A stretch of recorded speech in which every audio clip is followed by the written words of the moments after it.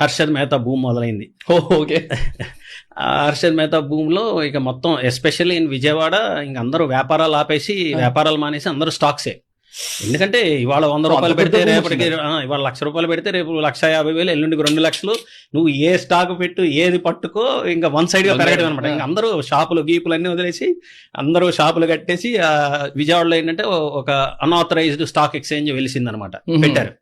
So అందులో మళ్ళీ అది అన్ఆర్గనైజ్డ్ లోనే మళ్ళీ అదొక ఆర్గనైజ్డ్ లాగా చేసేవాళ్ళు. దానిలో మళ్ళీ స్టాక్ బ్రోకర్స్ మెంబర్షిప్లు అన్ని ఇచ్చారు.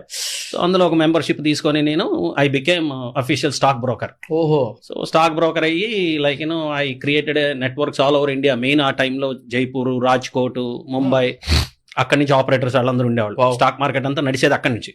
మన వాళ్ళకి ఇప్పుడు కూడా అదే. సో వాళ్ళతో కనెక్షన్స్ పెట్టుకొని అసలు ఎంత బాగా అంటే ఊహించినంత సంపాదించాం అంటే, but on the books. Right. Everything on the books. Right. So అంతా ఇంకా అయిపోయింది, అంతా లైఫ్ సెట్ అయిపోయింది, ఇంకేం లేదు, తిరుగులేదు అనుకున్నాము. Stock market crash, Harshad Mehta scam బయటకు వచ్చింది. Came back to zero in the sense మనం ఇవ్వాల్సిన వాళ్ళందరూ మన దగ్గర వసూలు చేసుకున్నారు. నాకు ఇవ్వాల్సిన వాళ్ళందరూ మాయమైపోయారు. So they vanished. సో నేను ఇంట్లోంచి మళ్ళీ డబ్బులు తీసుకొచ్చి పెట్టాల్సి వచ్చింది. ఎంత అమౌంట్ పోయింది సార్? అప్పుడో 4-5 కోట్లు పోగొట్టుకున్నాం. 4-5 కోట్ల?